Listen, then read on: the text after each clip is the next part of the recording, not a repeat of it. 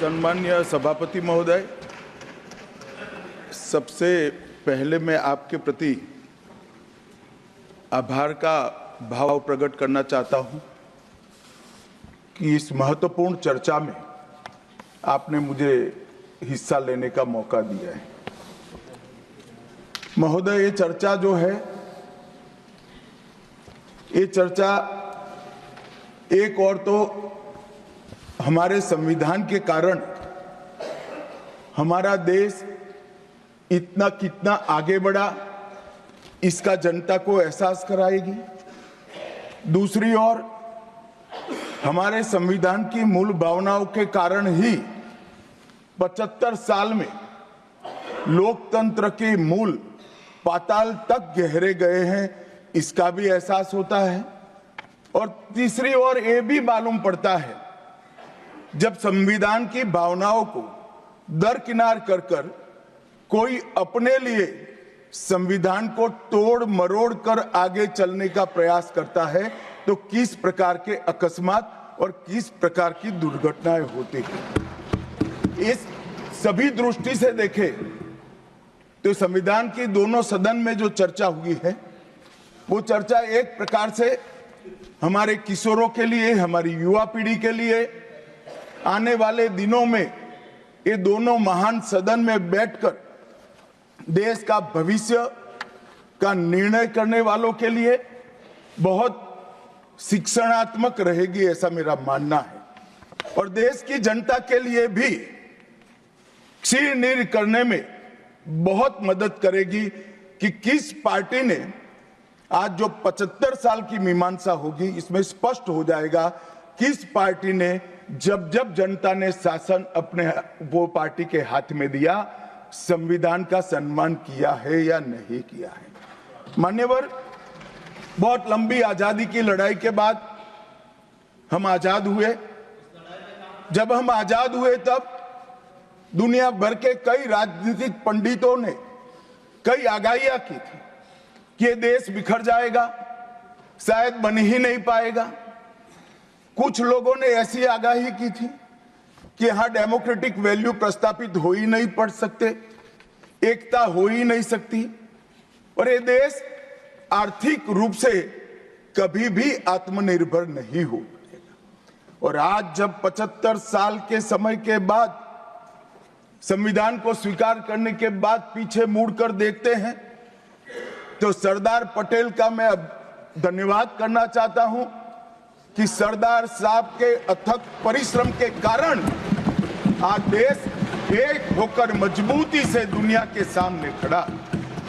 मान्यवर, जो कहते थे लोकतंत्र इस देश में सफल नहीं होगा, मैं वो सभी लोगों को इस सदन के माध्यम से कहना चाहता हूं कि 75 साल हो गए, हमारे साथ भी पास पड़ोस में दुनिया भर में कई लोग आजाद हुए, नई शुरुआत की, वहां कई बार अकस्मात हुए, लोकतंत्र सफल नहीं हुआ।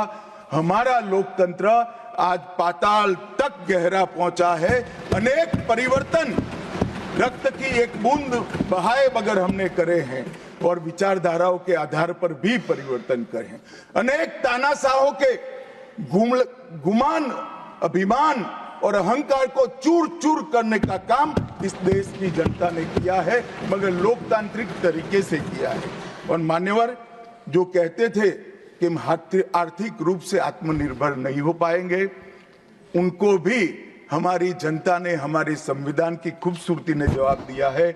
हम आज दुनिया का 5वां अर्थतंत्र बनकर सम्मान के साथ, और ब्रिटेन जिन्होंने सालों तक हम पर राज किया, और ये जो मैंने तीनों आगाही कही वहीं से पक्ष विपक्ष में से आई थी, आज ब्रिटेन भी अर्थतंत्र की तालिका में हमारे पीछे खड़ा है। मान्यवर, ये हम सब के लिए गौरव लेने का पल है, हम सब के लिए बोध लेने का भी पल है और हम सब के लिए संकल्प लेने का भी पल है। और ये सदन जे आपने लगभग 80 से ज्यादा सांसदों को मान्यवर बोलने का मौका दिया, 31 घंटे की चर्चा हुई और ये चर्चा में सभी भाव पक्ष या विपक्ष से कहीं न कहीं प्रकट हुए। मान्यवर, आज मैं जब यहाँ आया हूँ तब ये बात कहना चाहता हूँ कि आज हम जिस मुकाम पर खड़े हैं उस मुकाम पर महर्षि अरविंद और स्वामी विवेकानंद की वो भविष्यवाणी सच होती दिखाई पड़ती है कि भारत माता अपने दैदीप्यमान ओजस्वी स्वरूप से जब खड़ी होगी तब दुनिया की आंखें चकाचौंध हो जाएगी और पूरी दुनिया वो रोशनी से भारत की ओर देखेगा। वो दिन सच होगा, इसके नजदीक काफी मजल हमने काट ली है। मान्यवर, हमारा संविधान सभा की रचना और संविधान की रचना की प्रक्रिया, ये तीनों एक प्रकार से समग्र विश्व के सभी संविधानों में अनूठे हैं, अलग प्रकार के रहे हैं। हमारे यहाँ दुनिया का सबसे ज्यादा विस्तृत लिखित संविधान चर्चा के सभी हमारे पारंपरिक लक्षणों को पार करते हुए हमने किया।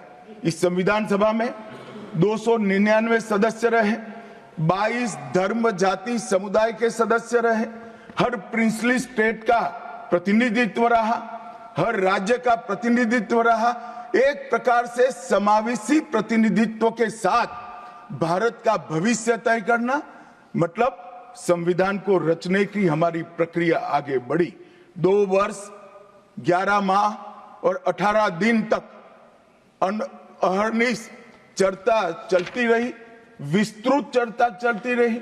देश के भविष्य, देश चलाने के नियम और देश की परंपरा को समाहित करते हुए देश को आगे ले जाने का संकल्प इतनी विस्तृत चर्चा के बाद बना। 13 समितियों में कार्य विभाजन किया गया, 7 सदस्यीय ड्राफ्टिंग समिति बनी और जनता के अभिप्राय के लिए भी शायद ही दुनिया का कोई ऐसा संविधान होगा जिसका ड्राफ्ट पूरी जनता को कमेंट्स के लिए दिया गया और कमेंट्स पर भी बहुत डिटेल चर्चा कर उचित बदलाव भी किए गए। इतनी लोकतांत्रिक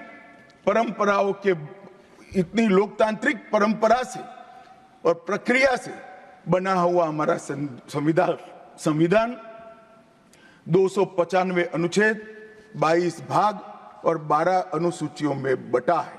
और ये सभी संविधान के अनुच्छेद, भाग और अनुसूचियां हैं, वो विश्व में कोई भी संविधान से ज्यादा उदात्त और उत्तुंग मानव मूल्यों का सृजन करने वाले रहे हैं। मान्यवर, इसलिए हम सबको इस पर गर्व है और हम सब इस संविधान को हमेशा मस्तक झुकाकर सब प्रणाम करते हैं।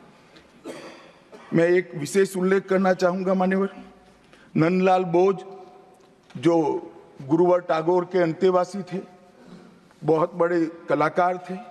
इन्होंने 4 वर्ष का समय लेकर संविधान को सजाने का काम किया और उन्होंने जो संविधान लिखा गया था इसके अनुरूप घटनाओं को संविधान के अंदर उकेरने का भी काम किया। इतिहास, धर्म, संस्कृति और परंपरा, सबसे मानव जीवन के उच्च मूल्य देने वाली सभी संदेशों को, घटनाओं को उन्होंने चित्र रूप में यहाँ पर उकेरा। यहाँ पर भगवान राम का चित्र भी मिलेगा, बुद्ध और महावीर का भी मिलेगा, दशम पिता गोविंद सिंह जी का भी चित्र मिलेगा, गुरुकुल हमारी शिक्षा नीति कैसी होनी चाहिए इसका संदेश भी मिलता है, राम सीता लक्ष्मण वो एक प्रकार से हमारे अधिकारों का चित्रण करते वक्त दिखाए गए, भगवत गीता के संदेश का चित्र भी दिया, शिवाजी और लक्ष्मीबाई को भी यहाँ पर स्थान देकर देशभक्ति के उत्तुंग पाठ हमें पढ़ाए। नालंदा यूनिवर्सिटी हमारी प्राचीन शिक्षा पद्धति का हमें स्मरण कराती है और नटराज जीवन में बैलेंस कैसे होना चाहिए वो बैलेंस के सिद्धांत को भी प्रतिरूपित करता है। मैंने आज थोड़ा यहाँ आने से पहले क्या क्या चर्चा हुई राज्यसभा में, उसमें हमारे एक सम्मानीय सदस्य ने कहा कि चर्चा का स्तर कितना नीचा हो गया है कि यहाँ चित्रों की चर्चा हो रही है। मान्यवर, अगर संदेश लेना नहीं आता तो संविधान का भी कोई उपयोग नहीं। ये सारे जो चित्र लगाए हैं वो हमारे हजारों साल से चलने वाले हमारे राष्ट्र के जीवन को उद्घोषित करने वाले। और कोई ये न समझे कि हमारा संविधान दुनिया के संविधानों की नकल है। हाँ, हमने हर संविधान का अभ्यास जरूर किया है, क्योंकि हमारे यहाँ तो ऋग्वेद में कहा गया हर कोने से हमें अच्छाई प्राप्त हो, शुभ विचार प्राप्त हो और शुभ विचार को स्वीकारने के लिए मेरा मन खुला हो। मान्यवर, हमने सबका सबसे अच्छा लिया है, मगर हमारी परंपराओं को नहीं छोड़ा है। पढ़ने का चश्मा अगर विदेशी है तो संविधान में भारतीयता कभी नहीं दिखाई देती। और मैं मानता हूं कि जिसने भी संविधान को सिर्फ शब्दों में छापा है और चित्रों को निकाल दिया है, उन्होंने संविधान की भावनाओं के साथ छल किया है। चित्र बगैर का संविधान अधूरा संविधान। मान्यवर, इसके अंदर संविधान सभा में राजेंद्र प्रसाद जी, राजेंद्र बाबू अध्यक्ष बने, डॉक्टर BR आंबेडकर, सरदार पटेल, जवाहरलाल नेहरू, श्रीमान काजू, KT Shah, Iyengar, Maulana Azad, Shyama Prasad Mukherjee, doctor Radhakrishnan, KM Munshi, ऐसे विद्वानों ने अनेक चर्चाओं में हिस्सा लेकर संविधान को समृद्ध और संपूर्ण बनाने का काम किया। परंतु इतना ही नहीं, संविधान सभा के जो सदस्य थे, इसके अलावे भी विवेकानंद, महर्षि अरविंद, महात्मा गांधी, गोपाल कृष्ण गोखले, तिलक महाराज, वीर सावरकर, लाला लजपत राय और राष्ट्र, लोकतंत्र और हमारी परंपराओं में उच्च मूल्यों को स्थापित करने वाले हर महापुरुष की भावनाओं का ये महापुरुष ने उल्लेख कर कोई न कोई सिद्धांत को प्रस्तापित किया है। मान्यवर, जब इतने सारे मनुष्यों का अच्छा विचार जिस संविधान में हो, उसको सफल होना ही था। ये संविधान सफल होने के लिए संविधान सभा की चर्चा अगर कोई ध्यान से पढ़ेगा तो वेद, उपनिषद, चाणक्य नीति, विदुर नीति, शांति पर्व, रामायण और महाभारत, इसमें से निपजे हुए मानव जीवन के सभी मूल्यों को भी इसके अंदर हमने समाने का प्रयास किया था। मान्यवर, 75 साल हो गए संविधान को किस प्रकार से हमारे राजनीतिक दलों ने और हमारी पॉलिटिकल पार्टियों के साथ साथ हमारी सरकारों ने भी किस प्रकार से आगे बढ़ाया, इसकी भी चर्चा जरूर होनी चाहिए। मैं मानता हूं ये चर्चा समय उचित होगी। हमारे संविधान की रचना के बाद डॉक्टर आंबेडकर ने बहुत सोच समझकर एक वाक्य किया था। मैं आंबेडकर जी के वाक्य को सदन के सामने प्रस्तुत करना चाहता हूं। कोट, कोई संविधान कितना भी अच्छा हो वह बुरा बन सकता है अगर जिन लोग पर उसको चलाने की जिम्मेदारी है वो अच्छे न हो। उसी तरह से कोई भी संविधान कितना भी बुरा हो वो अच्छा साबित हो सकता है अगर उससे चलाने वालों की भूमिका सकारात्मक और अच्छी हो। ये दोनों घटनाएं मान्यवर हमने हमारे संविधान के 75 साल के कालखंड के अंदर देखी है और मैं तथ्यों के आधार पर सदन के सामने और सदन के माध्यम से देश की जनता के सामने भी रखना चाहता हूं। हमारे संविधान को कभी भी अपरिवर्तनशील नहीं माना गया। समय के साथ साथ देश भी बदलना चाहिए, समय के साथ साथ कानून भी बदलने चाहिए और समय के साथ साथ समाज भी बदलना चाहिए। परिवर्तन इस जीवन का मंत्र है, सत्य है। इसको हमारे संविधान सभा ने स्वीकार किया था। इसलिए आर्टिकल 368 में संविधान संशोधन इसके लिए प्रोविजन किया गया। अभी कुछ राजनेता आए हैं 54 साल की आयु में अपने आप को युवा कहते हैं और ये घूमते रहते हैं, संविधान बदल देंगे, संविधान बदल देंगे, संविधान बदल देंगे। मैं उनको समझाना चाहता हूं कि संविधान बदलने का प्रोविजन, संविधान के प्रावधानों का बदलने का प्रोविजन अनुच्छेद 368 के अंदर संविधान में ही है। और मैं आज फिर से एक बार कहना चाहता हूं, थोड़ा ज्ञानवर्धन भी हो जाए किसी का। भाजपा ने 16 साल राज किया, माननीय 6 साल अटल जी ने किया, 10 साल मोदी जी ने किया और 5 साल और मोदी जी करें। एक प्रकार से 16 साल हमने शासन किया। 16 साल में हमने 22 बार संविधान बदला, संविधान के अंदर परिवर्तन की। और कांग्रेस ने 55 साल करा और 55 साल में 77 परिवर्तन कांग्रेस ने भी किए, कांग्रेस के शासन में भी हुए। अब भारतीय जनता पार्टी और कांग्रेस दोनों ने परिवर्तन किए। ये परिवर्तन का टेस्ट कैसा था, किस प्रकार से किए गए? संवैधानिक प्रक्रिया से भी परिवर्तन होते हैं और संविधान को तोड़ मरोड़ कर, फॉर्मेलिटी कर कर भी परिवर्तन कर सकते हैं। परिवर्तन करने का उद्देश्य क्या था, क्या हासिल करना था? क्या हमारे लोकतंत्र को मजबूत करने के लिए परिवर्तन किए गए? क्या हमारे जिनको अधिकार नहीं है ऐसे लोगों को समकक्ष अधिकार लेने के लिए परिवर्तन किए गए, या अपनी राज्य सत्ता को टिकाने के लिए परिवर्तन? इस पर से ही पार्टी का कैरेक्टर, पार्टी के चलने की पद्धति और पार्टी का संविधान में विश्वास, ये सबको मालूम पड़ता है। मैं ज्यादा संविधान के संशोधन में नहीं जाऊंगा मान्यवर। दोनों प्रमुख दलों के 4 संविधान संशोधन को मैं लेना चाहूंगा। पहला संशोधन हुआ 18 जून 1951 में। संविधान सभा ने ही ये संशोधन करना पड़ा, क्योंकि संविधान बनाने के बाद, संविधान स्वीकारने के बाद आम चुनाव में जाने तक का भी धैर्य कांग्रेस पार्टी में नहीं था। अभी लोकसभा नहीं बनी थी, अभी राज्यसभा नहीं बनी थी और संशोधन लेकर आए। अब उसका उद्देश्य क्या था?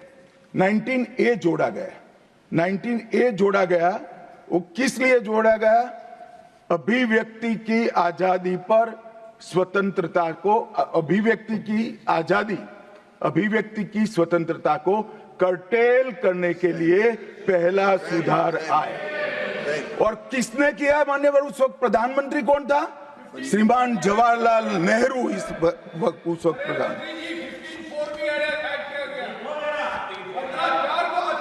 आप बता चुके। अब मान्यवर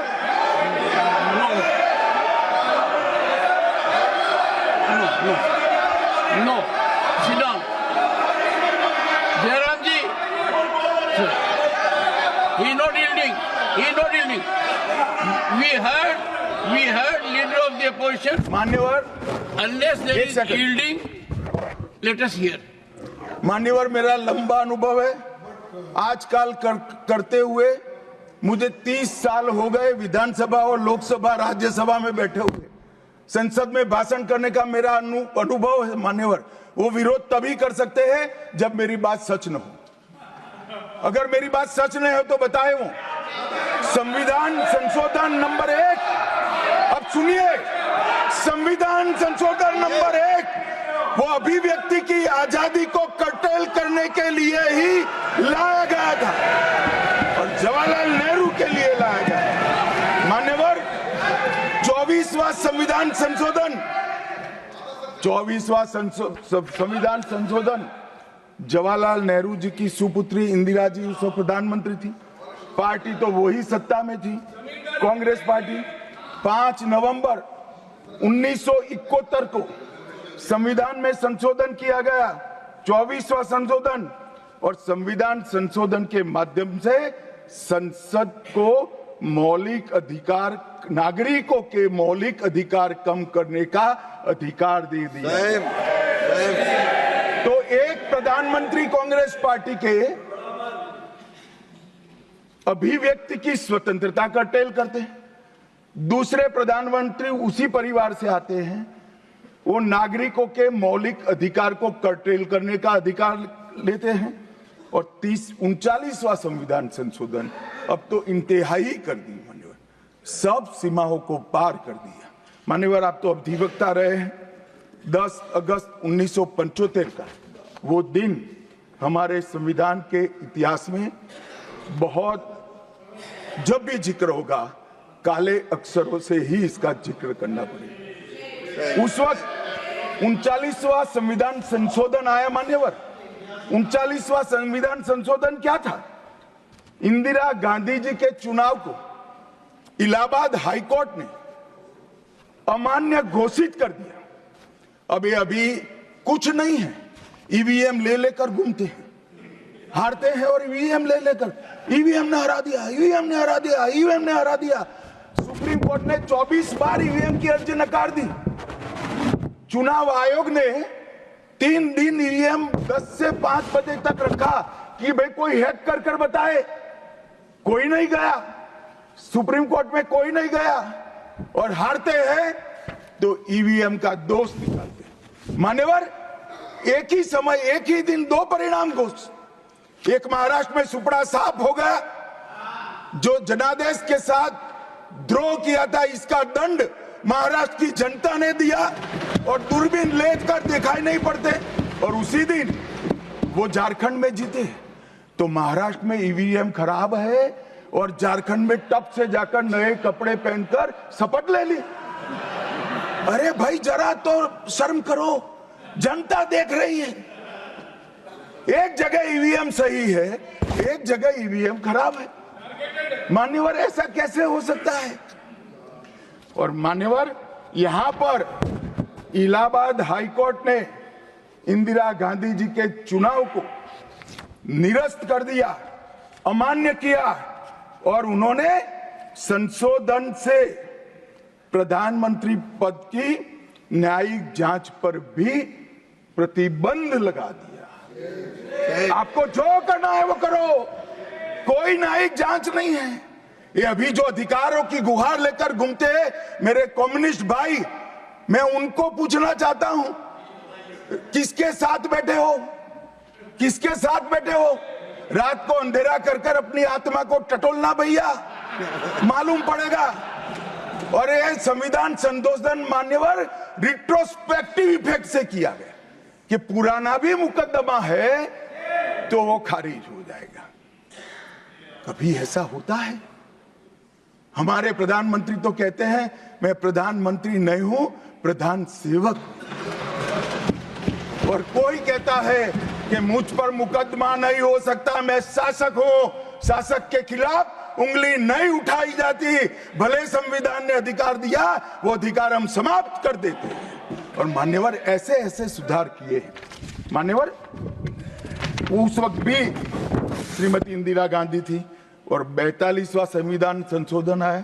मान्यवर, अभी अभी सुबह दूसरे सदन में 1 नेशन 1 इलेक्शन का बिल पेश हो रहा था।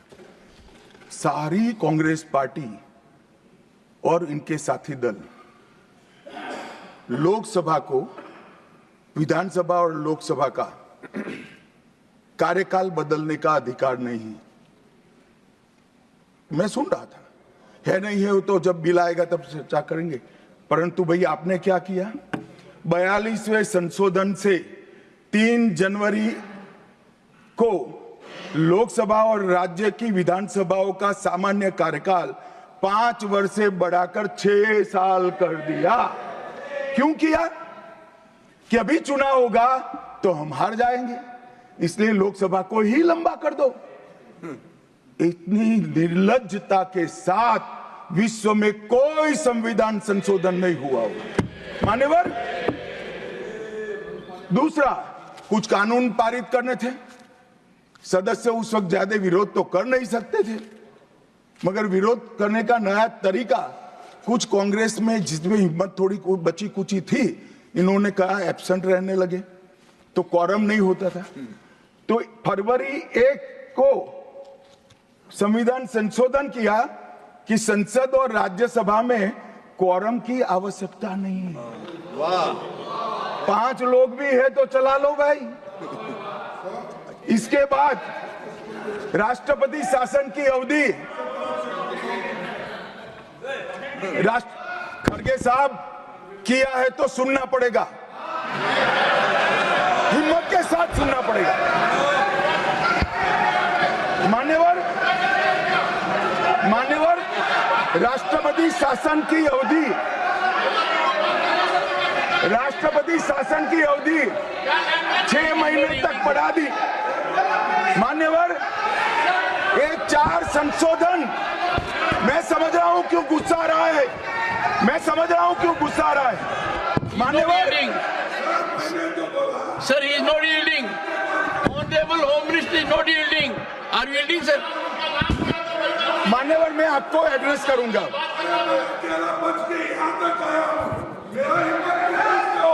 तुम तो कायर हो, मान्यवर, तुम लड़ाकू हो। Okay. मान्यवर, मैं आपको एड्रेस करूंगा। Go on record. What the Honorable Home Minister said. खड़गे जी, मैं आपका बहुत सम्मान करता हूं, आपकी हाजिरी वहां दर्ज कर दी गई है। कृपया बैठे, मुझे बोलने दीजिए।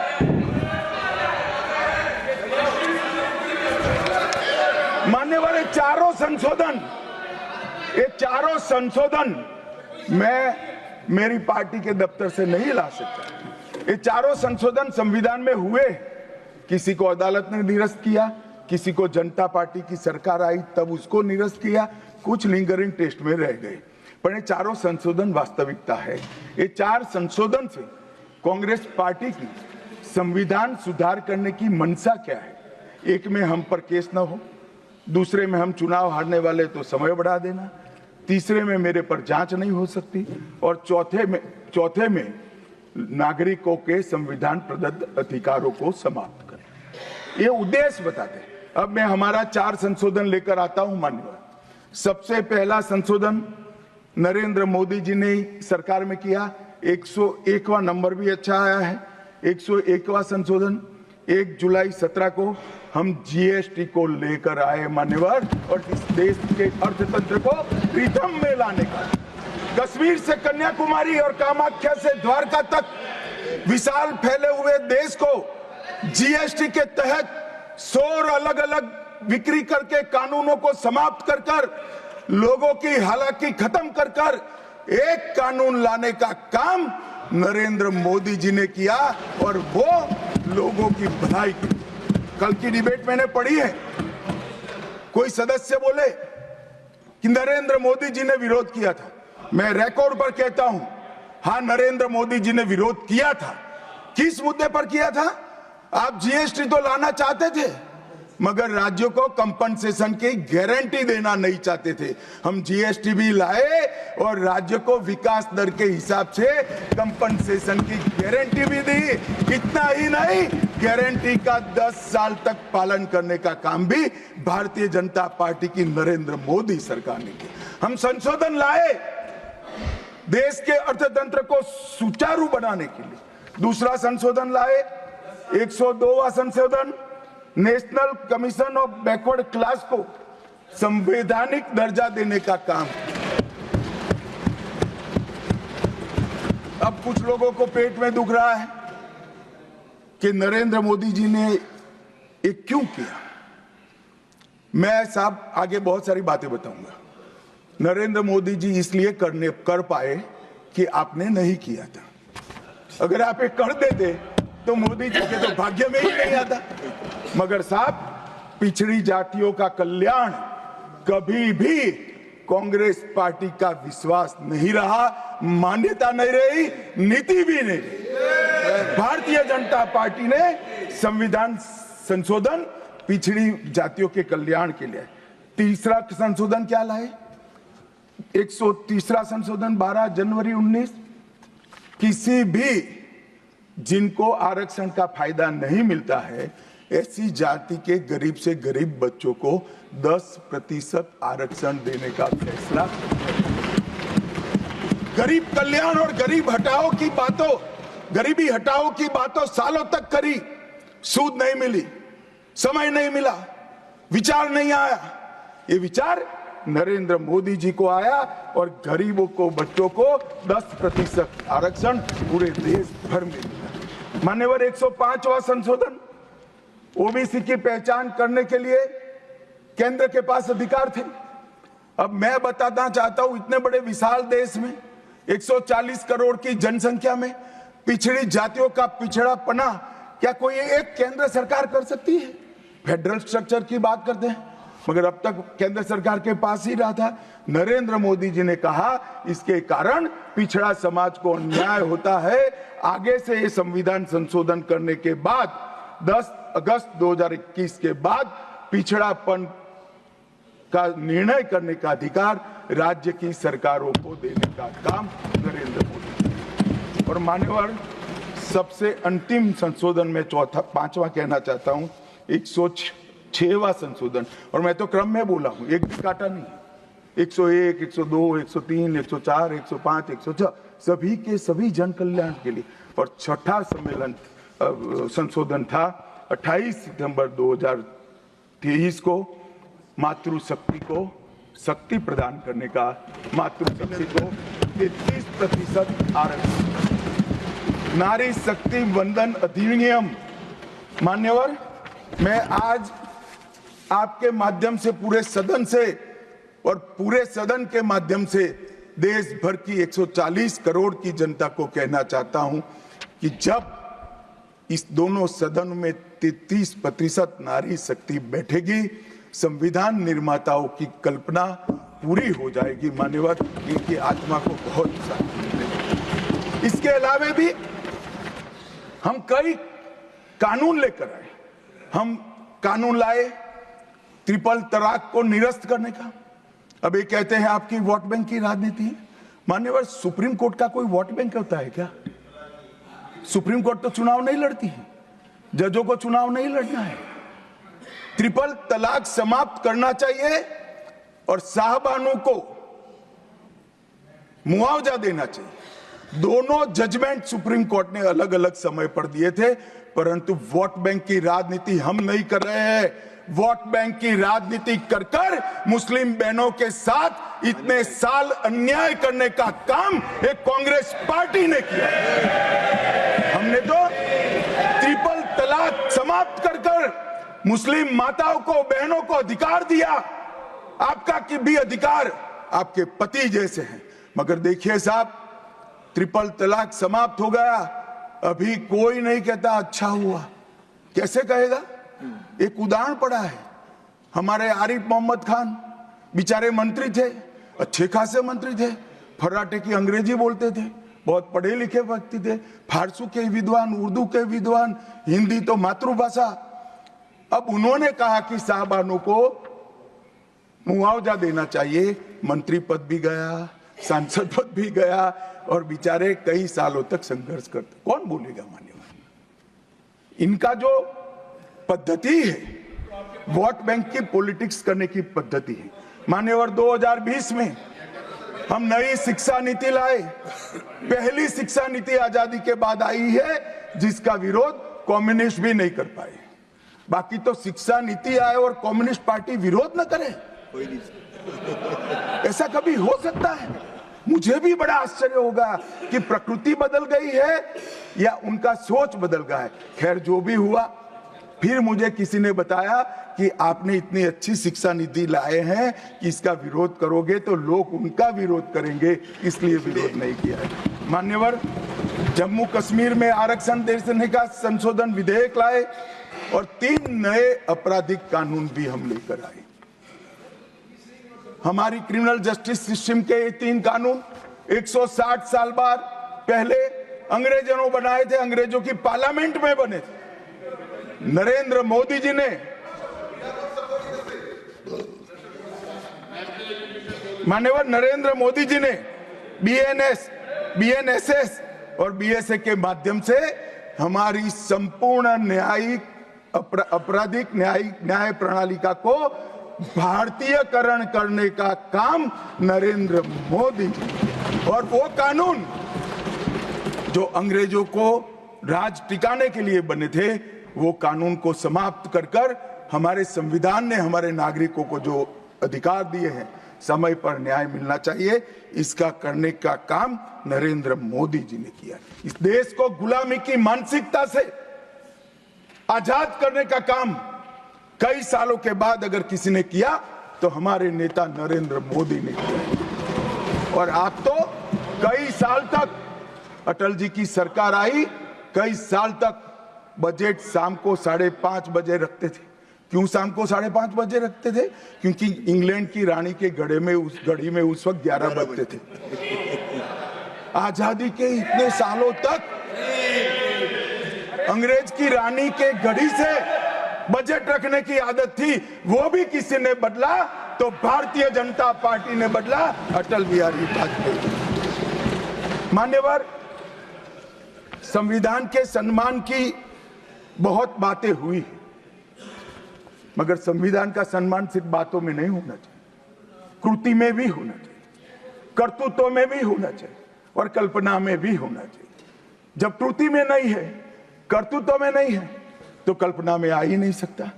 अभी मैंने इस चुनाव में अजीबोगरीब नजारा देखा मान्यवर, अजीबोगरीब नजारा था। आज तक इतने साल चुनाव हुए, किसी ने आम सभाओं में संविधान को लहराया नहीं।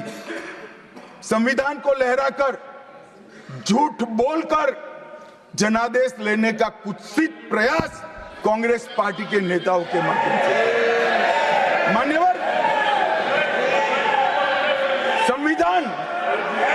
संविधान लहराने का मुद्दा नहीं है, संविधान बहकाने का मुद्दा नहीं है। संविधान विश्वास है, संविधान श्रद्धा है, संविधान को सम्मान करने का। मान्यवर, वो नरेंद्र मोदी जी को, और लोकसभा में तो किसी को मालूम नहीं पड़ा।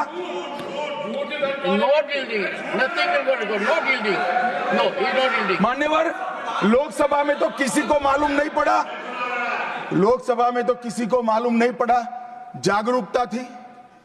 महाराष्ट्र में भी लहराने के अलावे बांटने गए तो एक पत्रकार के हाथ में भी आ गया। खोला तो मान्यवर पूरा कोरा था, अंदर कुछ लिखा ही नहीं था, प्रीएम्बल भी नहीं था। मान्यवर, इतना बड़ा छल। आपकी बात नहीं कर रहा मैं, ये तो पकड़े जाने के बाद तो सब लोग सुधर जाते हैं।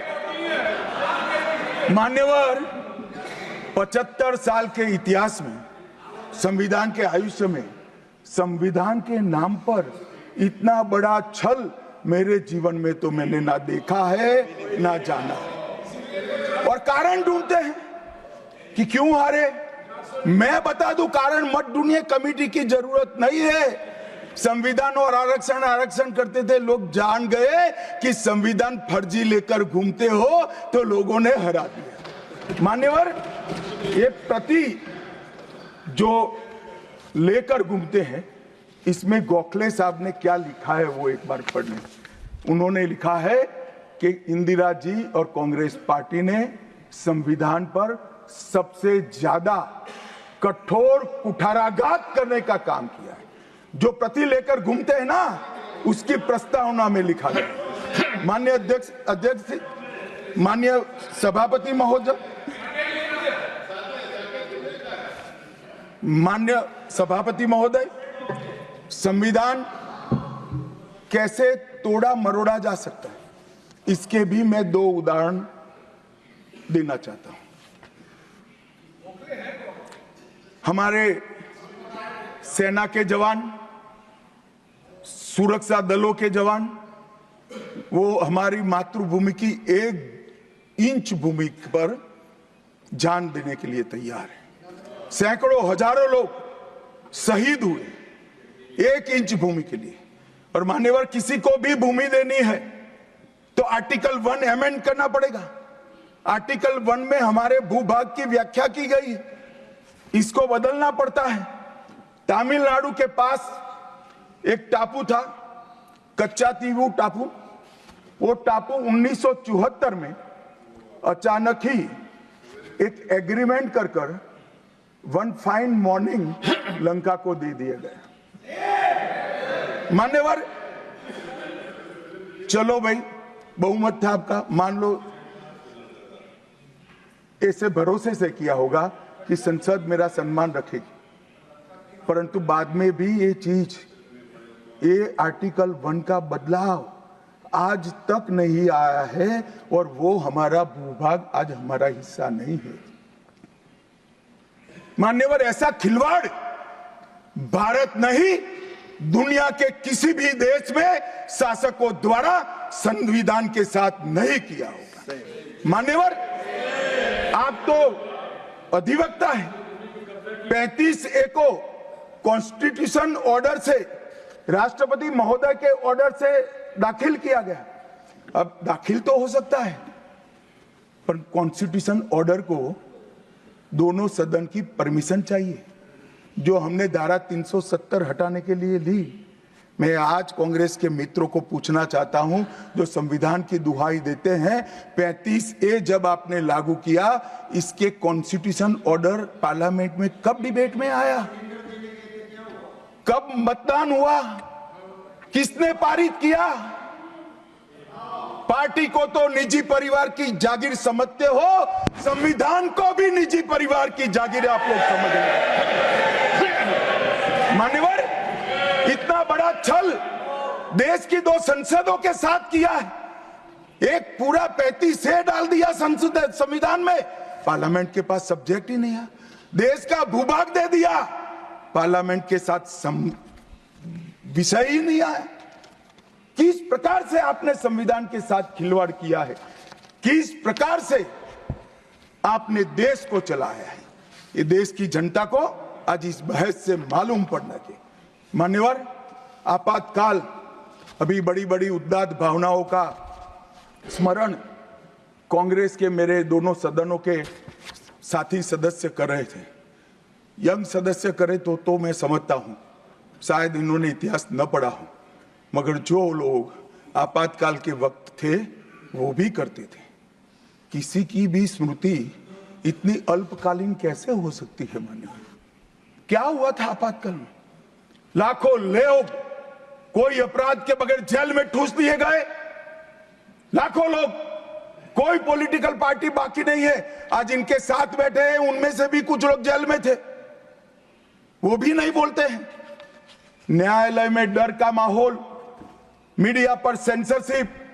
इंडियन एक्सप्रेस ने अपना संपादकीय एक भी शब्द लिखे बगैर का कोरा संपादकीय प्रकाशित करा, क्योंकि लिख नहीं सकते थे। श्रीमान शुक्ला साहब से एडिट कराना होता था, वापिस ही नहीं आता था, तो उन्होंने कोरा अखबार ही निकाल दिया। इस तरह से विरोध किया और तय हो गया मान्यवर, एक व्यक्ति कहेगी वो ही कानून होगा। और क्यों किया?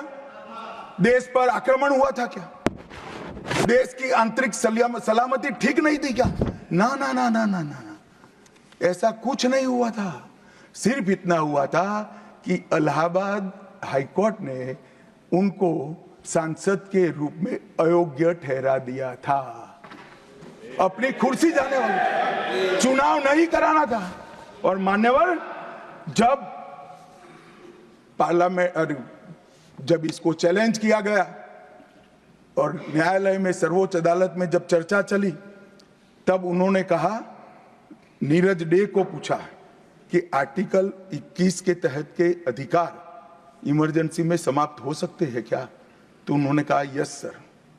साहब, कोई भी वकील को यस सर कहने की इतनी बड़ी फीस नहीं मिली होगी। नीरज डे 11 साल तक अटॉर्नी जनरल रहे, एक यस सर कहने का। मान्यवर, डीओ ड्राफ्ट जो होता है वो कैबिनेट में, कैबिनेट मंत्रालय से आता है। कैबिनेट मंत्रालय में डीओ ही नहीं है। कैबिनेट का जो प्रस्ताव होता है कैबिनेट मंत्रालय के थ्रू जाता है, मगर आज कैबिनेट में कोई रिकॉर्ड नहीं है। कैबिनेट मंत्रालय में मैं तो छोटा था मान्यवर, मुझे जेल में नहीं जाना पड़ा। मेरी आयु होती तो मेरा भी सौभाग्य होता, पूरे 19 महीने इसके विरोध में मैं जेल में रहना पसंद करता, परंतु मैं छोटा था। मुझे इमरजेंसी की मालूमात कैसे पड़ी? मैं बीना का गीतमाला सुनता था, बीना का गीतमाला अचानक बंद हो गई,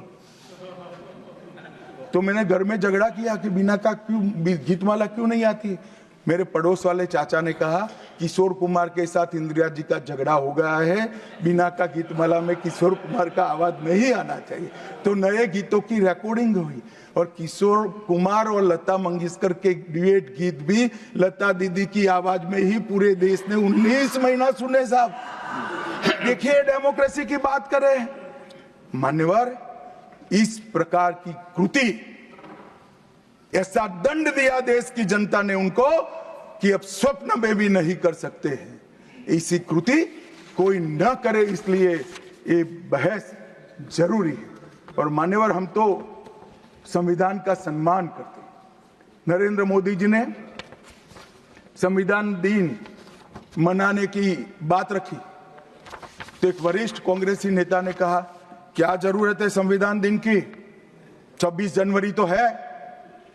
बोलिए भाई, संविधान को जितनी भी बार स्मरण करोगे, इसकी भावनाओं के प्रति आपकी आस्था दृढ़ होगी। और मान्यवर, इसलिए नरेंद्र मोदी जी संविधान दिन मनाते हैं और संविधान के निर्माताओं की पुण्य स्मृति में मनाते हैं। मान्यवर, उस वक्त आज ही मुझे किसी शायर ने दुष्यंत कुमार की पंक्ति भेजी है इमरजेंसी के लिए। मैं ज्यादा भाषण इमरजेंसी पर करना नहीं चाहता, परंतु मैं जरूर कहना चाहूंगा। दुष्यंत कुमार की पंक्ति है, एक गुड़िया की कई कठपुतलियों में जान है, एक गुड़िया की कई कठपुतलियों में जान है, आज शायर ये तमाशा देखकर हैरान है।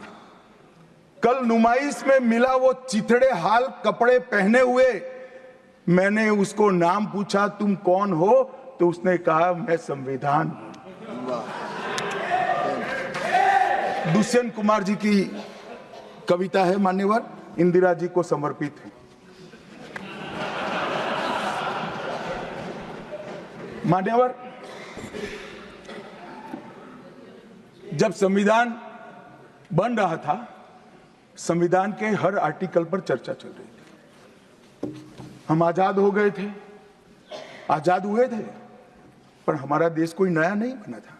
हम तो हजारों सालों से दुनिया में सबसे चिर पुरातन संस्कृति, चिर पुरातन धर्म और चिर पुरातन समाज जीवन लेकर निकले हुए देश हैं। हाँ, एक कालखंड के लिए गुलाम हो गए, आजादी मिली, आगे देश कैसे चले इसका एक डॉक्यूमेंट बनाना था। तो उस डॉक्यूमेंट में चर्चा में आया कि अब देश का नाम क्या हो। अंग्रेज लिख कर गए थे इंडिया, क्योंकि वो भारत को जानते ही नहीं थे।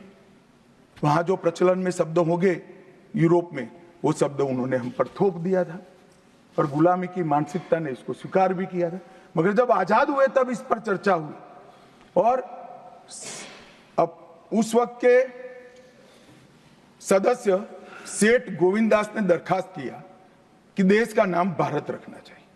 उस वक्त जवाहरलाल नेहरू ने कहा कि पीछे देखने की जरूरत नहीं है, भविष्य की ओर देखिए।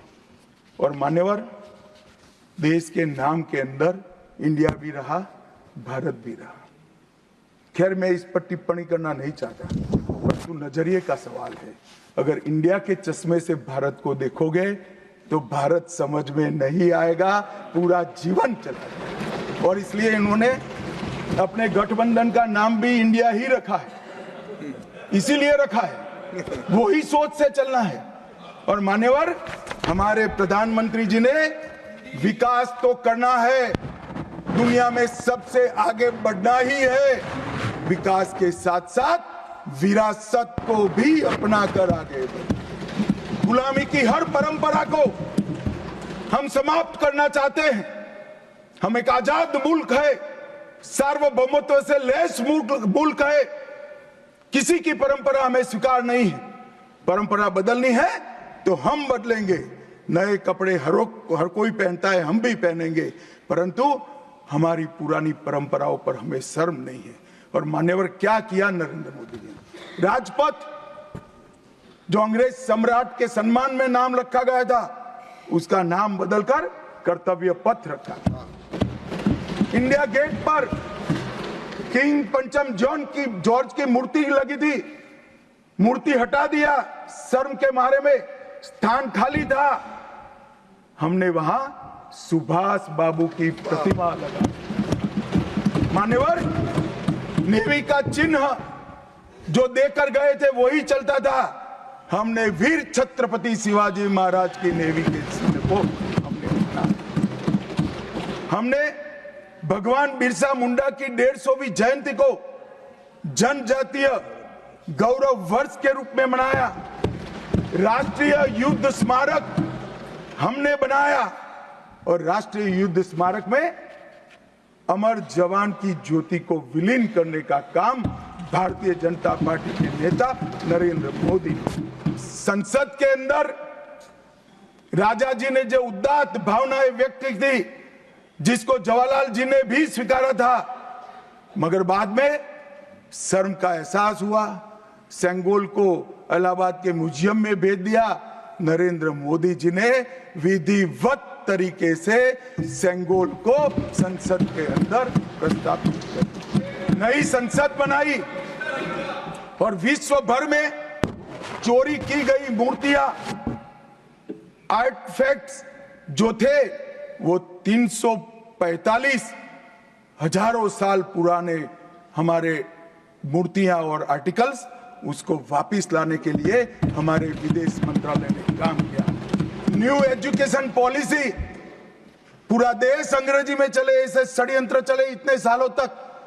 न्यू एजुकेशन पॉलिसी में हमने कंपलसरी कर दिया बच्चे की प्राथमिक शिक्षा मातृभाषा में होगी। मान्यवर, मातृभाषा में आईएएस आईपीएस का एग्जाम नहीं दिया जाता था, हमने वहां मातृभाषा में एग्जामिनेशन को किया। अभी तमिलनाडु के सदस्य बोल रहे थे, पहले आप जिनके साथ बैठे हो उनके शासन में तमिल में आईएएस आईपीएस का पेपर नहीं लिख सकते थे। आज तमिल मीडियम में बड़ा हुआ बच्चा गर्व के साथ देश का टॉप ब्यूरोक्रेट बन सकता है। ये व्यवस्था हमने करी। मान्यवर, अंडमान और निकोबार के द्वीप समूह का नाम जो अंग्रेज रखे थे वो छोड़कर गए थे। सुभाष बाबू ने जब अंडमान निकोबार जीता तब उन्होंने नामकरण किया था शहीद और स्वराज, उसको भुला दिया गया।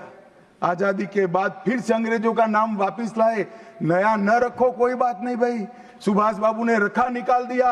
हमने डंके की चोट पर सुभाष बाबू के नाम शहीद और स्वराज दोनों वापस लाने का काम किया। ल्यूटियन में रेस कोर्स रोड पर रहते थे, हमने लोक कल्याण मार्ग करा। डेलहाउसी रोड का नाम दारा सिकोह के नाम से किया और निर्मला जी ब्रीफकेस की जगह वही खाता लेकर आज जब बजट देती है तब पूरे देश भर के भारतीय संस्कृति के लोगों को आनंद होता है।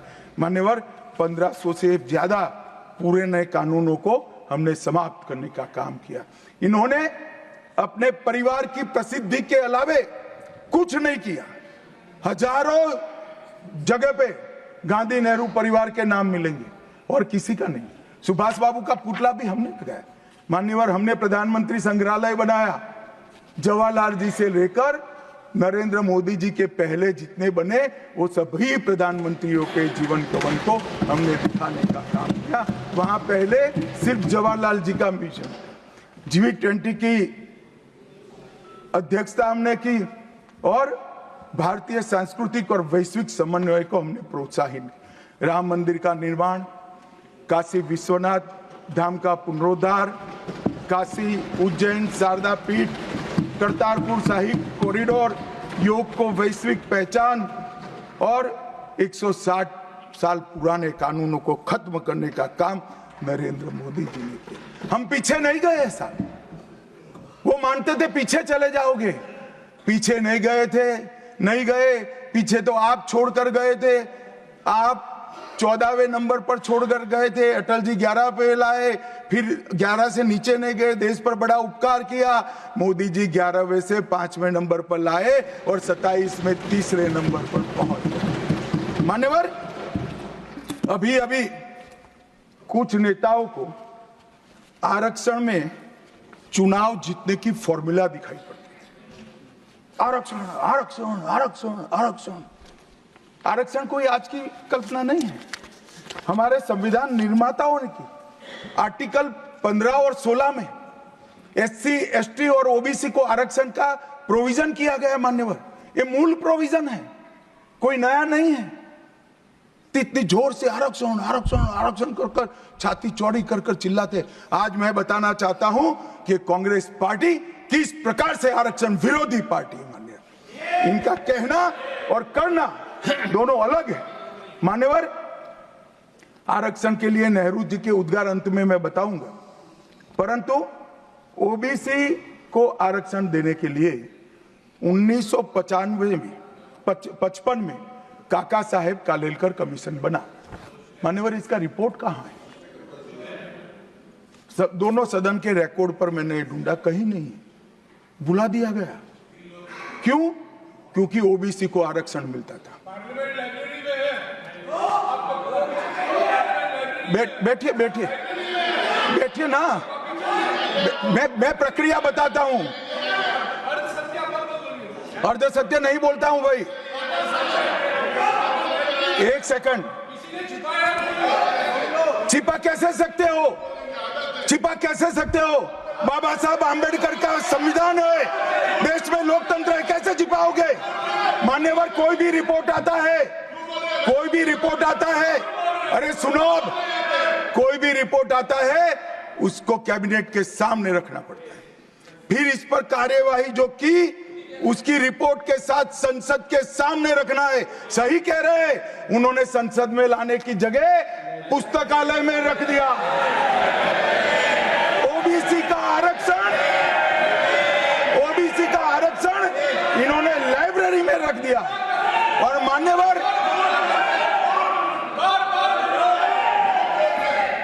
मान्यवर अगर काका साहेब कालेलकर कमीशन का रिपोर्ट स्वीकार कर लिए होते तो 1980 में मंडल कमीशन की रिपोर्ट की जरूरत ना पड़ती। मंडल कमीशन का रिपोर्ट कमीशन ही इसलिए बनाया गया क्योंकि काका साहेब कालेलकर कमीशन का रिपोर्ट स्वीकारा नहीं, और 80 में मंडल कमीशन का भी रिपोर्ट आ गया, किसी ने इसका अमल नहीं किया। अमल कब हुआ? जब 90 में इनकी सरकार गई तब अमल हुआ। और मान्यवर तब तक मंडल कमीशन के रिपोर्ट को भी ठंडे बस्ते में डाल दिया गया। 90 में, अरे सुनिए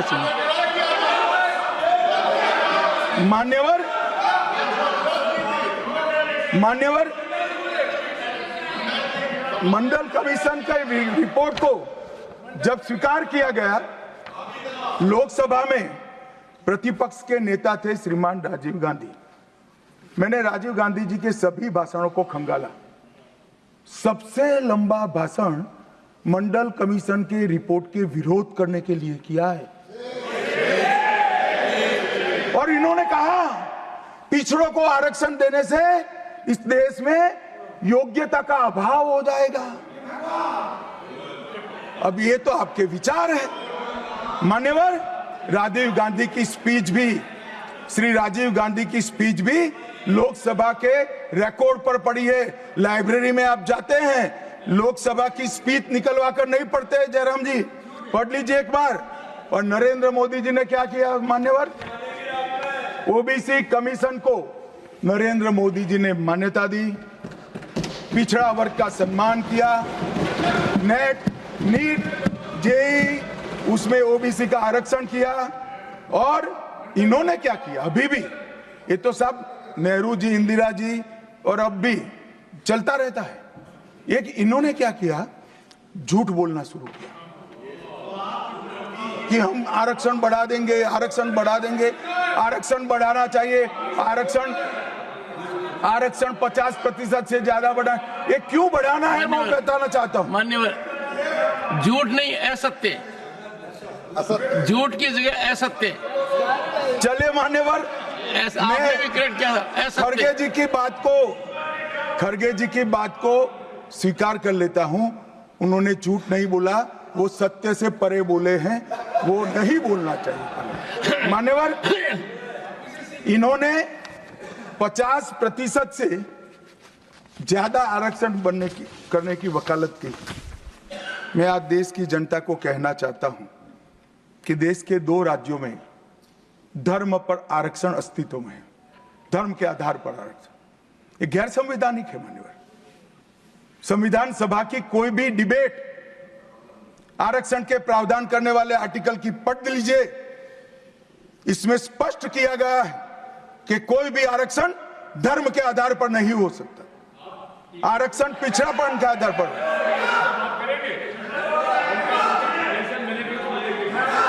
मान्यवर, मगर दोनों राज्यों में जब कांग्रेस की सरकार थी तब धर्म के आधार पर आरक्षण दिया। अब क्या हुआ है, सुप्रीम कोर्ट में रुक जाता है क्योंकि 50% की सीमा है, वो ओबीसी का कोई कल्याण नहीं चाहते हैं। 50% की सीमा बढ़ाकर मुसलमानों को आरक्षण देना चाहते हैं, माननीय, धर्म के आधार पर आरक्षण देना चाहते हैं।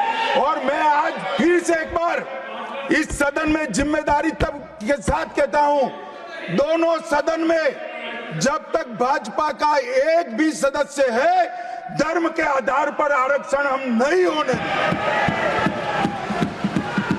ये संविधान विरोधी मान्यवर। मैं अब कांग्रेस पार्टी ने कभी धर्म के आधार पर आरक्षण नहीं दिया। अरे दिया है।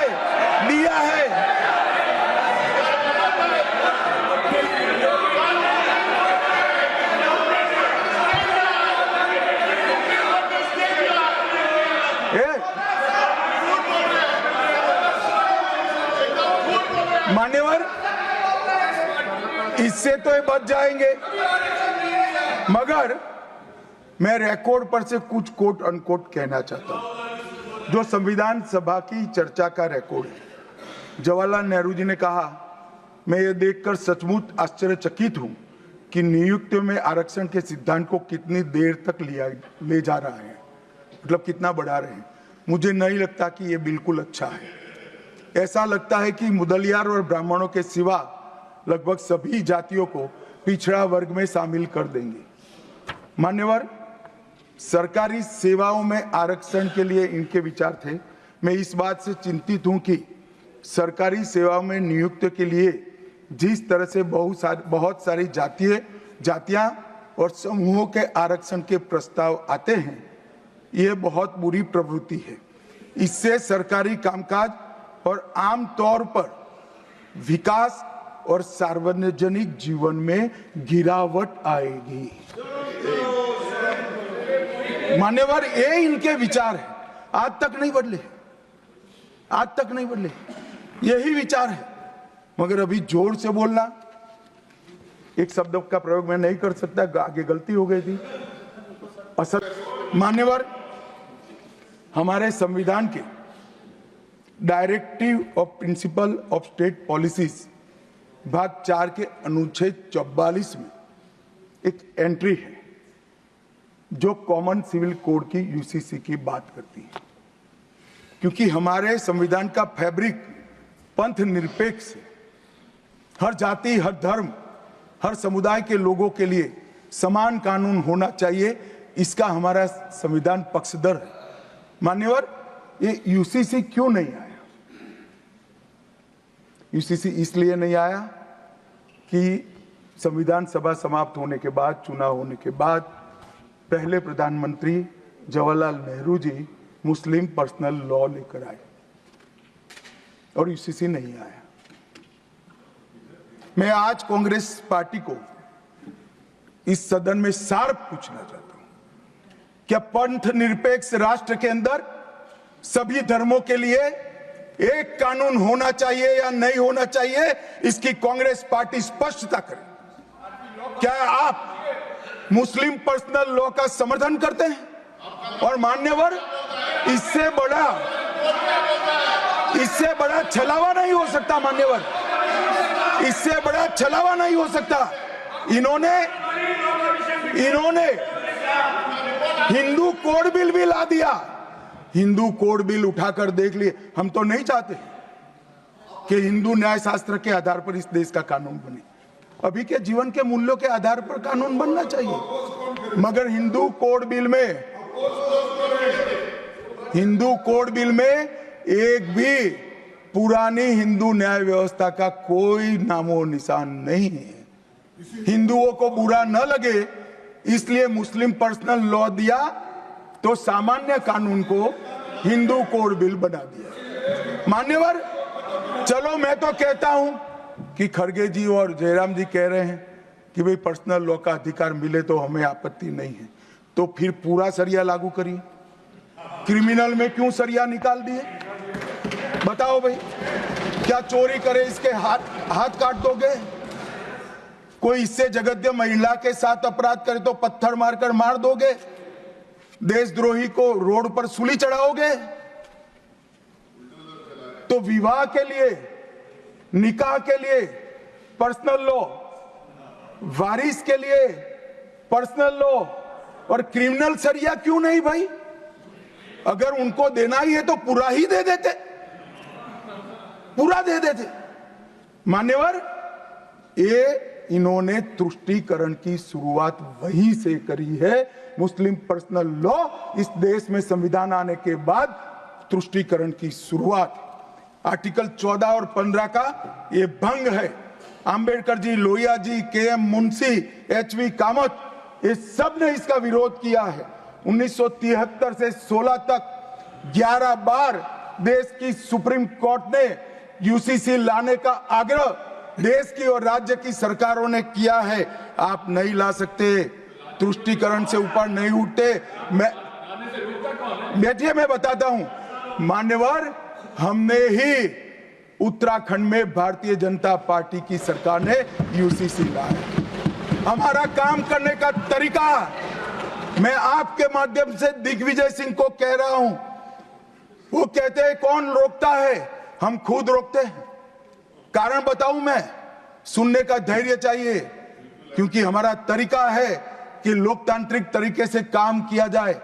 समाज के जीवन में इतना बड़ा सामाजिक बदलाव करने वाले कानून को उत्तराखंड सरकार ने मॉडल कानून के रूप में पारित किया है।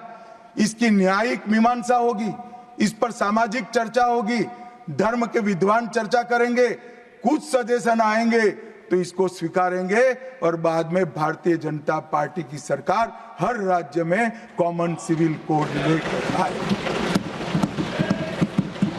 आज तक नहीं मिला, वो भी कांग्रेस पार्टी के तुष्टीकरण की नीति थी।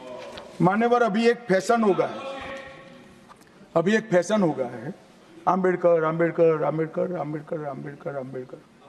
इतना नाम अगर भगवान का लेते तो 7 जन्मों तक स्वर्ग मिल जाता।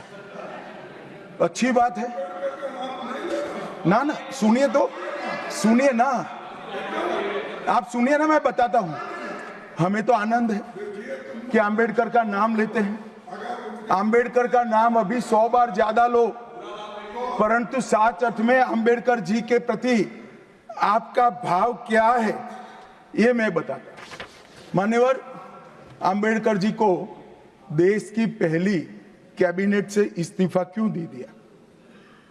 अंबेडकर जी ने कई बार कहा कि अनुसूचित जातियों और जनजातियों से हुए व्यवहार से मैं असंतुष्ट हूं, सरकार की विदेश नीति से मैं असहमत हूं और आर्टिकल 370 से मैं असहमत हूं। इसलिए वो छोड़ना चाहते थे। उनको आश्वासन दिया गया, आश्वासन पूरा नहीं हुआ। उन्होंने इग्नोरेंस के चलते इस्तीफा दे दिया और एक श्री B.C. रॉय ने पत्र लिखा कि अंबेडकर और राजा जी जैसे 2 महानुभाव मंत्रिमंडल छोड़ेंगे तो क्या होगा। तो नेहरू जी ने उनको जवाब में लिखा है, राजा जी के जाने से तो थोड़ा बहुत नुकसान होगा, अंबेडकर के जाने से मंत्रिमंडल कमजोर नहीं होता है। मान्यवर, ये विचार जो खड़गे जी कह रहे हैं ना, क्या आपत्ति है? जिसका विरोध करते हो उसका वोट के लिए नाम देना कितना उचित है? क्योंकि अब अंबेडकर जी को मानने वाले पर्याप्त संख्या में आ गए हैं, इसलिए आप अंबेडकर अंबेडकर कर रहे हो। मान्यवर, मुंबई के मेयर ने एक पत्र लिखा था कि मऊ में अंबेडकर जी का स्मारक बनाना चाहिए। मऊ में जो अंबेडकर जी का जन्म स्थान था, सुझाव लिखा। उन्होंने कहा आमतौर पर स्मारक निजी पहल से बनाने चाहिए। यदि सरकार किसी प्रकार की सहायता करती है तो वो उचित नहीं होगा। उनके कितने स्मारक बने साहब? कोई स्मारक आंबेडकर जी का नहीं बना, देश भर में नहीं बना। आंबेडकर जी के स्मारक कब बने? जब भारतीय जनता पार्टी सत्ता में आई, तब मऊ में डॉक्टर आंबेडकर के जन्म स्थान पर स्मारक बना, लंदन में अध्ययन करते थे वहां स्मारक बना, नागपुर में शिक्षा दीक्षावलित वहां बना, दिल्ली में महापरिनिर्वाण स्थल पर बना और मुंबई में चैत्य भूमि में भी बन रहा है। हमने 5 तीर्थ बनाए महामानव। और मैं मानता हूं मान्यवर, मैं मानता हूं कि आंबेडकर जी के सिद्धांतों पर चलना नहीं और वोट के लिए उनकी गुहार लगा देना। 14 अप्रैल को राष्ट्रीय समरसता दिवस घोषित किया हमने, 26 नवंबर को संविधान दिवस घोषित किया। उस वक्त भी इसका विरोध कांग्रेस के वरिष्ठ नेताओं ने किया। मान्यवर,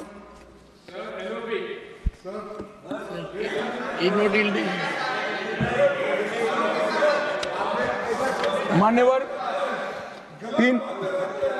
370 पर कई बार चर्चा हुई है। मैं ज्यादा कहना नहीं चाहता। सब जानते हैं कि एक टेम्पररी प्रोविजन को अनौरत संतान की तरह अपनी गोदी में 70 साल तक कांग्रेस ने खिलाने का काम किया और 370 हटाने के लिए लोहे का जिगर चाहिए। और जब देश के प्रधानमंत्री नरेंद्र मोदी जी 2019 में फिर से प्रधानमंत्री बने, एक ही झटके से इसी सदन में 370 और 35 को समाप्त। इसी सदन में कहते थे खून की नदियां बह जाएगी। खून की नदियां छोड़ो, कंकड़ चलाने की किसी की हिम्मत नहीं है। और मान्यवर क्या हुआ? इसके बाद क्या हुआ? 35,000 पंचायत के सदस्य आजादी के बाद पहली बार चुनकर आए। 2 करोड़ 11 लाख एक वर्ष में पर्यटक आए। पत्थरबाजी शून्य हो गई। आतंकवादी घटना 92% कम हो गई। एरिया डोमिनेशन बढ़ा। 33 साल के बाद घाटी में थिएटर में रात्रि का शो चल रहा है। 34 साल के बाद ताजिया का जुलूस निकला। पहाड़ी, गुर्जर, बकरवाल और वाल्मीकि को आरक्षण मिला और घाटी के हर घर तिरंगा अभियान भी चला। श्रीनगर में फॉर्मूला 4 कार रेसिंग हुई। लाल चौक पर तिरंगा शान से फहरता है और दुनिया का सबसे ऊंचा रेलवे आर्च ब्रिज आज चिनाब नदी पर बन रहा है। सबसे बड़ी लंबी ट्रांसपोर्टेशन टनल फिर पंजाल में बनी और निर्यात रैंकिंग में अपना कश्मीर सभी यूटी में नंबर 1 पर निर्यात में आया। मान्यवर 80,000 करोड़ पाकिस्तान से आए हुए विस्थापित, घाटी से भगाए गए विस्थापित और पश्चिमी पाकिस्तान से आए हुए विस्थापित को 80,000 करोड़ दिया और 1,19,000 करोड़ का निवेश आज आ गए। मान्यवर 370 के रहते 70 साल में 12,000 करोड़ का निवेश आया था। अब 5 साल के अंदर 1,19,000 करोड़ का। G20 के डेलीगेट्स भी वहां गए। अमरनाथ यात्रा में 4.5 लाख यात्रियों ने अपनी श्रद्धा व्यक्त की और कुपवाड़ा के शारदा देवी मंदिर में 600 वर्ष के बाद पहली बार दीपावली मनाने का काम। मान्यवर ये कहते हैं 370 हटाने से क्या हुआ? मैं बताता हूं, आपकी तुष्टीकरण की दुकान बंद हो गई है। तुष्टीकरण बंद हो गई। मान्यवर आज संविधान के आर्टिकल 124 में न्यायपालिका की व्यवस्था के लिए हमारा जिक्र है।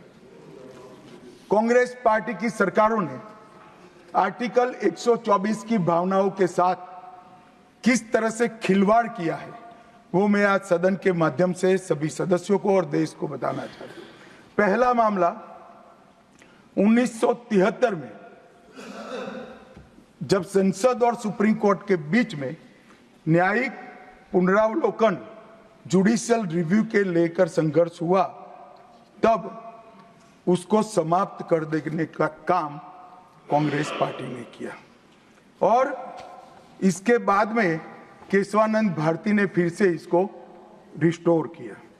फैसले से नाराज होकर, फैसला तो चलो पक्ष में भी आता है, खिलाफ भी आता है, हमारे खिलाफ भी कई फैसले आते हैं, क्या कर सकते हैं, मानना चाहिए, हमारी संवैधानिक व्यवस्था है, आर्टिकल 124 कहता है।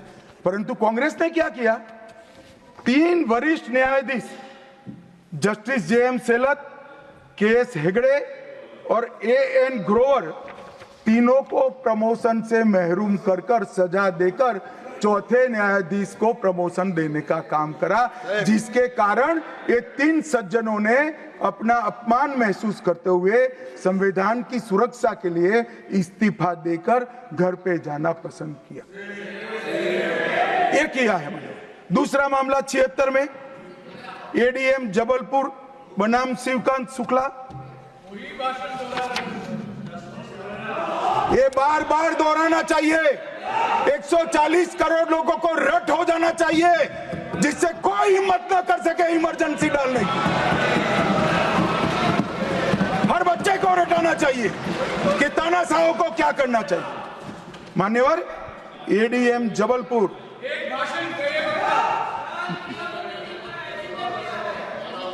मान्यवर ADM जबलपुर जस्टिस खन्ना बेचारे 3 विरुद्ध 1 लघुमती फैसला दिया। क्या हुआ, वो कभी भी चीफ जस्टिस नहीं बन पाए मान्यवर, उनको रिटायर्ड हो जाना। ADM जबलपुर और उसके बाद में तीसरा मामला कॉलेजियन प्रणाली को एक साथ इन्होंने 18 उच्च न्यायालय के न्यायाधीशों का ट्रांसफर कर दिया, जिसमें 4 मुख्य न्यायाधीश भी थे। और कारण क्या था मान्यवर, क्यों किया, कोई कदाचार था, कोई भ्रष्टाचार था? ना ना ना ना, ये सभी 18 उच्च न्यायालय के न्यायाधीशों ने प्रत्यक्षीकरण मतलब हेबियस कॉर्पस को एंटरटेन किया, जो उनका संवैधानिक अधिकार है। इमरजेंसी में कैसे हेबियस को आप एंटरटेन कर सकते हो, इस मुद्दे पर उन्होंने इसको आगे कर दिया। मान्यवर आर्टिकल 34, 14 और 21 इसकी सेंस को निकाले तो हर व्यक्ति को समानता से जीने का अधिकार है। हम कम्युनिस्ट सोच से बना हमारा संविधान नहीं है। सब समझते हैं कि व्यक्ति की माली हालत इसका भाग्य परिश्रम और बुद्धिमत्ता के आधार पर तय होती है। हर व्यक्ति एक समान माली हालत में नहीं रह सकता, मगर आर्टिकल 14 और 21 का मतलब इतना तो जरूर निकलता है कि इनको बेसिक सुविधाएं मिल जाए, घर मिले, बिजली मिले, पानी मिले, खाना मिले, इलाज मिले, शिक्षा मिले। 75 साल तक इस देश की जनता को गरीबी हटाओ का नारा देने वाले कांग्रेस पार्टी गरीब रखे, और मान्यवर 10 साल में नरेंद्र मोदी जी ने 9.6 करोड़ गरीब महिलाओं को उज्ज्वला का कनेक्शन देकर उनके घर में गैस पहुंचा।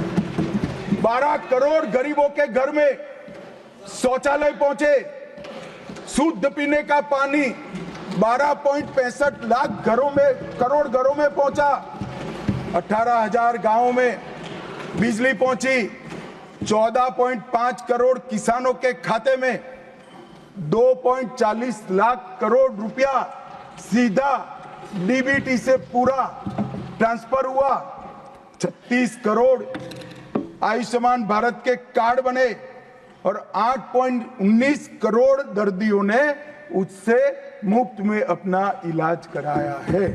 और मान्यवर अब 70 साल से अधिक कोई भी आय वर्ग का व्यक्ति हो, इसको 5 लाख तक का इलाज मोदी सरकार ने, प्रधानमंत्री ने फ्री कर दिया। 36 राज्यों में 80 करोड़ लोगों को one nation one ration card दिया, 5 किलो अनाज मुफ्त दिया, 25 लाख करोड़ रुपए की राशि सीधी बैंक खातों में डीबीटी के माध्यम से गई है। 11,000 करोड़ रुपया 1 करोड़ लाभार्थी को, रेहड़ी पटरी वालों को दिया, और सबसे बड़ी बात 2 करोड़ लखपति दीदी बनाने का काम नरेंद्र मोदी। और मान्यवर विश्वकर्माओं के लिए भी काम। अभी मान्यवर ये बात मैं बहुत संवेदनशील होकर के आप सदन के सामने रखता हूं। लोकसभा में चर्चा हो रही थी, कांग्रेस पार्टी के एक वरिष्ठ सदस्य ने कहा सावरकर के लिए जो उन्होंने उद्गार निकाले मैं तो रिपीट नहीं कर सकता। मान्यवर, सावरकर जी के सामने जो वीर लगा है ना, वो कोई सरकार, कोई पॉलिटिकल पार्टी की चुनी हुई सरकार ने नहीं दिया है। इसके सामने वीर उनकी वीरता के कारण 140 करोड़ लोगों ने।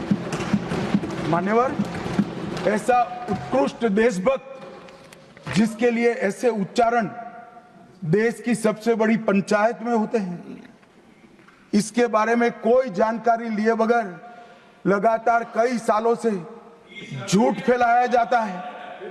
मैं आज रिकॉर्ड पर कहना चाहता हूं मान्यवर,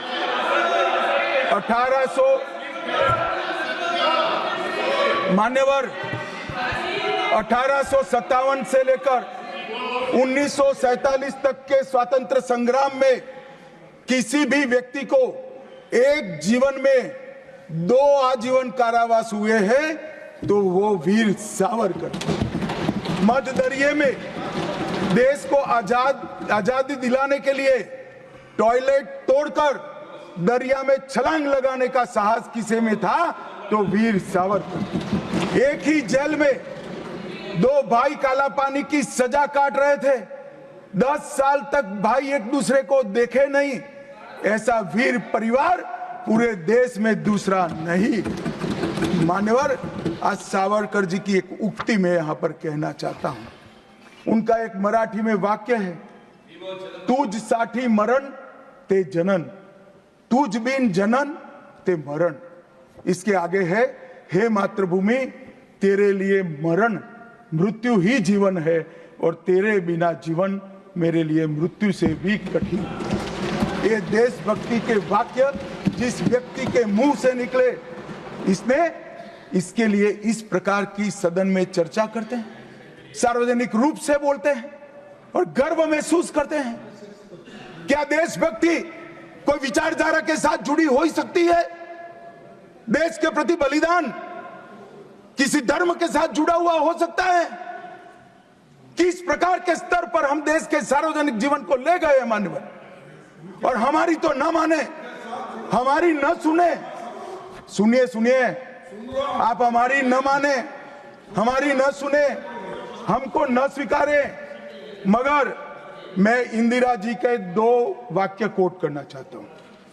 एक, उन्होंने 1966 में सावरकर जी के निधन पर कहा, सावरकर एक महान व्यक्ति थे, उनका नाम साहस और देशभक्ति का पर्याय है।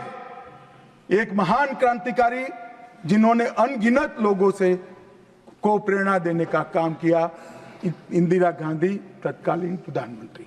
दूसरा, श्री बाखले को पत्र लिखा था कि आपका पत्र मुझे मिला, वीर सावरकर द्वारा ब्रिटिश सरकार के प्रति साहसी प्रतिरोध का हमारे स्वतंत्रता संग्राम के इतिहास में अपना एक महत्वपूर्ण स्थान। मैं भारत के इस असाधारण पुत्र की जन्म शताब्दी के लिए कोटि कोटि शुभकामनाएं देती हूं प्रधानमंत्री। भाई हमारा तो न सुनो, मगर आप इंदिरा जी का भी नहीं सुनते हो। और मान्यवर, आपके माध्यम से ये रीड ना ना ना, सब बीच में नहीं जगह होती है। मान्यवर,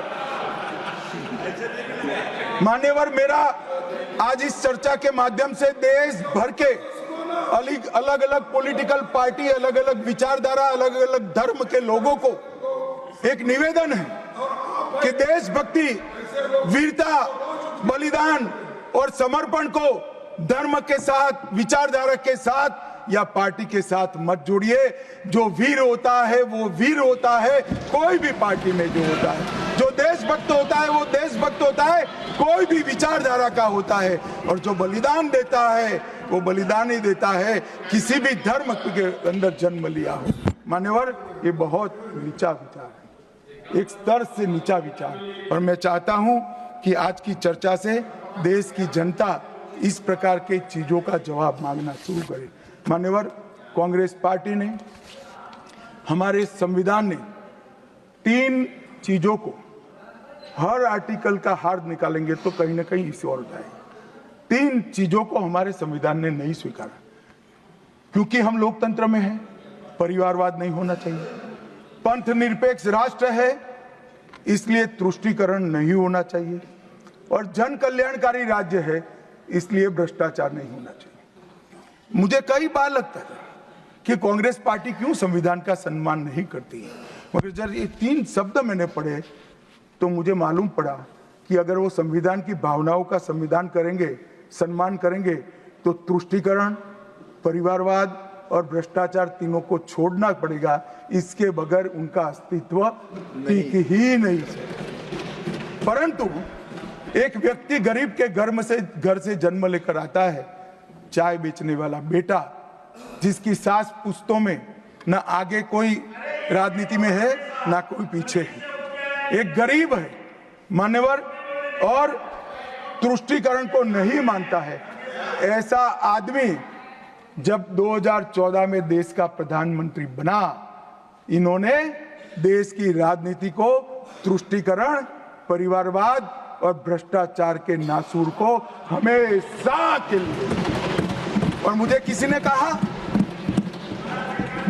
ने कहा कि अभी महाराष्ट्र और हरियाणा में हार के लिए कांग्रेस पार्टी कोई आत्मनिरीक्षण के लिए कमेटी बना रही है। कोई कमेटी की जरूरत, मेरा अच्छा खासा अनुभव है। तुष्टीकरण, परिवारवाद और भ्रष्टाचार छोड़ दो, जनता चुनकर ला देगी आपको, कुछ करने की जरूरत नहीं है। मान्यवर, अभी 1 नेशन 1 इलेक्शन का विरोध करें।